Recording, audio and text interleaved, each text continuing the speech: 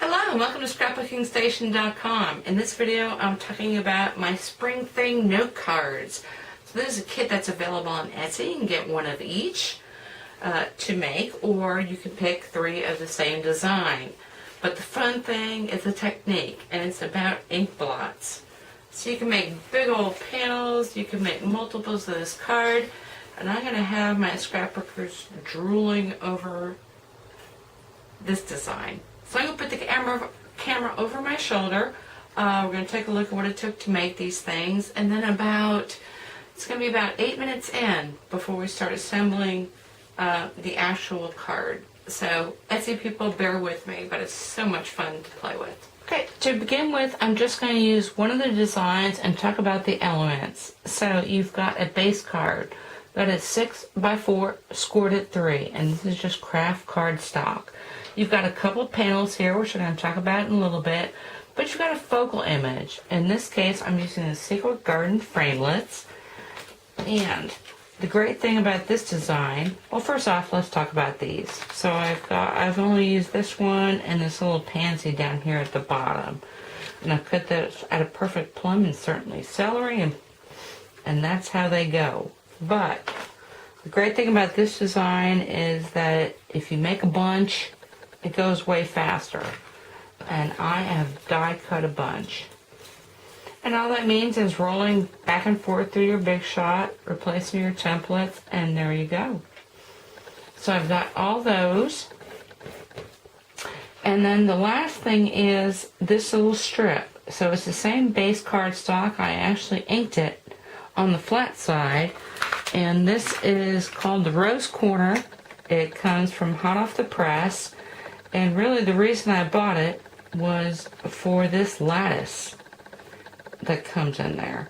So anyway, ink that up, and now I'm going to get straight to, well, first off, we're going to talk about how to make the most of your money with the base card, and then we'll get right into the text. To start off, for the base of your card, you're going to need a 4x6 scored at 3 inches. So this is the base of each card. What I love about this card design is that if you've got a 12x12, and this is just craft paper, you can make 6 of them pretty quickly. So slice at 4, split at 6, and then score at 3. Anyway, let's get right into the panels because they are so fun. Okay, you can probably see I've already been playing. So I've got a piece of wax paper, and it really doesn't matter how wet it gets. It's just water, a little bit of ink. So anyway, the first thing I want to start off with is the interior. The interior is the largest piece. And so what you want to do is with your lighter colors, and I'm using pale plum here, and I am just going to put ink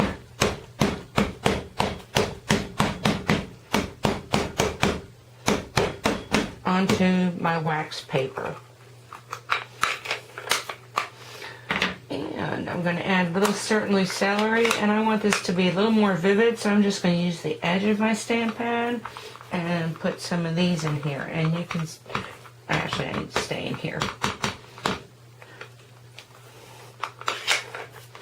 Okay, then I'm going to spritz it, and I'm using, actually my Stampin' Mist, but I've replaced it with water. So you want it really wet.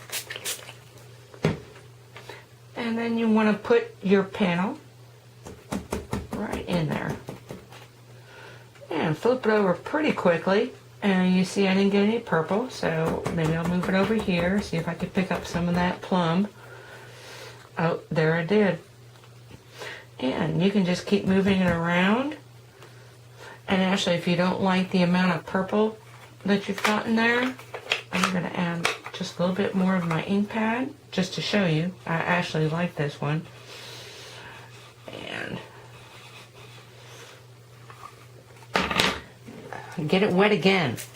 It will dry, but you want it kind of molted. So I'm going to pick that up and put it on a paper towel. Now I want to add a little bit darker color for the front. So I've got all my inks out here as well, and now I'm going to add, oh yeah, plenty of that. And you can use this over and over again until really your wax paper just becomes intolerable. And now I've got the bigger of my panels. So this is my 3x4. And I'm going to start over here. Pull some of that out. Oh, I didn't spritz. Yeah, you need to get it wet. Okay, here we go. And I'm just going to move it around a little bit, pick up some of these other colors. And once again, I don't have much celery in there. It kind of gets lost. So I am going to add that. And once again, really get it wet.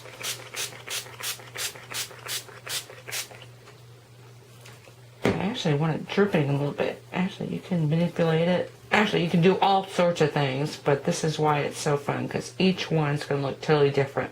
So I can set this aside to dry. Of course, the other great thing is that you can do a whole panel. And actually, I want a little more color on this one. So I'll pick up some of that. And this is my lighter interior. And this is actually just a half sheet of 8.5 by 11. And so this is my darker front, so I want to pull maybe some more of that. And of course, as it gets drier, your ink images get a little bit more distinct. So anyway, you need to play with it, and I'll be back with my dried pieces. Okay, once your panels have dried, I do take them under a very hot iron using the same paper towels that I use to set them to dry. And if you like the colors that you got or the patterns that you've got, then you're ready to go and slice it up. But if not, you can always redo it. So redo it anyway. So your front panel, once again, is 3 3/4 by 2 3/4, and then I ticket edged it. And then the inside panel, which goes on the inside of your card, is the 3 inches by 4 inches. And that just makes a great way to write your salutation. Okay, so what I'm going to do at this point is I'm going to take photographs, including the tools and products that I've used to create the other 2 cards. And now I can get back together with the people that bought the card kit and start putting it together.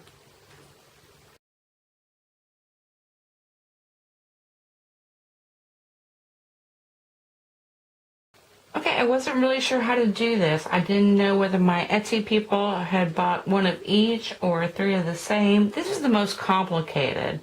So we're going to work with this one. But first off, you get a bunch of materials, and what you're going to need, regardless of design, is your base card and a strip and your die cuts and one of the front panel, and you recognize that because it's ticket cornered, and then one of your inside panel. So separate this out. If you've got 3 of the same, then put all this aside. We'll save the envelope for later. And then also, if you've got the one of each, I will take photographs of how all that gets layered on there as well.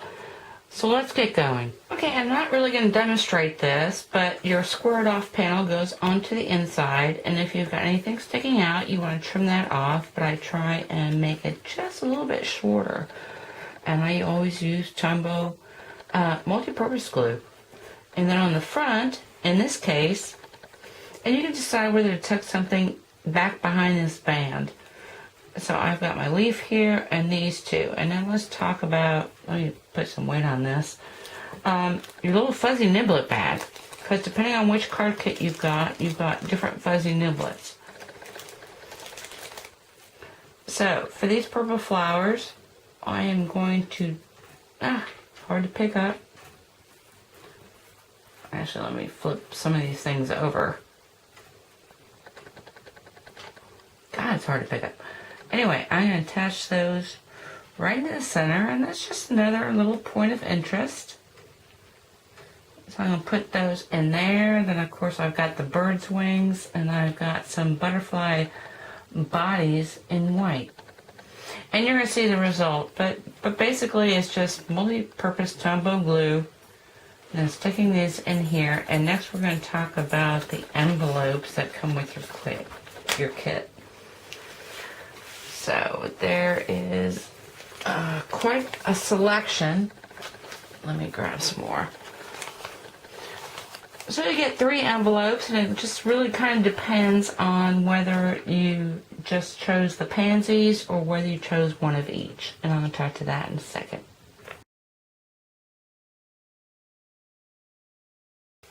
So regardless of which kit you've chosen, you've got 3 envelopes that I've made from scratch. And yes, I use my shipping material, and so I've got some parchment papers, I got some tissue papers.